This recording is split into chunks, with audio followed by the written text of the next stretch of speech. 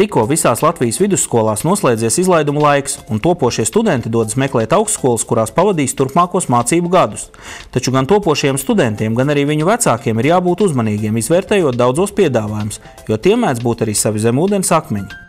Studentiem droši vien vispirms vajadzētu uzzināt, vai tās studiju programmas, kurās viņi grib mācīties, ir akreditētas.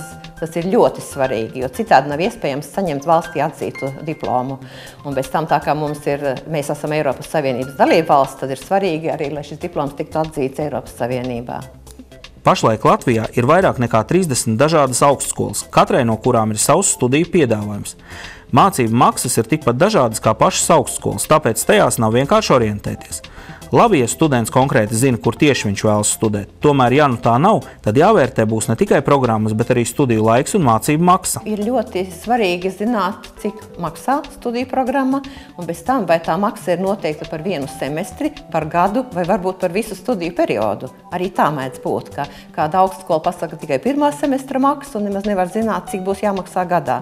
Ir ļoti jāuzmanās šajos jautājumos. Un, protams, ir jāskatās, kāds saturs tiek piedāvāts par šo maksu. Ir dārgākas un lētākas programmas, bet ja nu tiešām ir zināms, uz kādu specialitāti cilvēks dodas, tad viņam ir jāskatās, ko tad es tur iegūšu. Vai es būšu gatavs strādāt tajā specialitātē pēc studiju programmas beigšanas.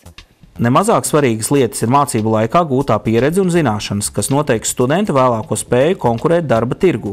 Tāpēc, izvēloties Latvijas augstskolu, ir vērts noskaidrot, vai konkrētā mācību iestāde piedāvā arī apmaiņas programmas, kuru ietvaros iespējams studēt ārvalstīs. Jāpievērš uzmanība arī tam, vai studiju programma, kuru jūs esat izvēlējušies, ir saistīta ar kādu no citām Eiropas Savienības dalību valstīm.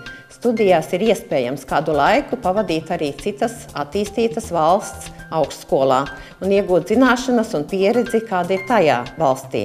Tas nozīmē, ka darba tirgū šādas personas ir ārkārtīgi pieprasītas un ļoti vērtīgas. Viņi var likt lietā Latvijā to, ko ir apguvuši arī citā valstī, plus vēl izmantot tās valsts valodas zināšanas.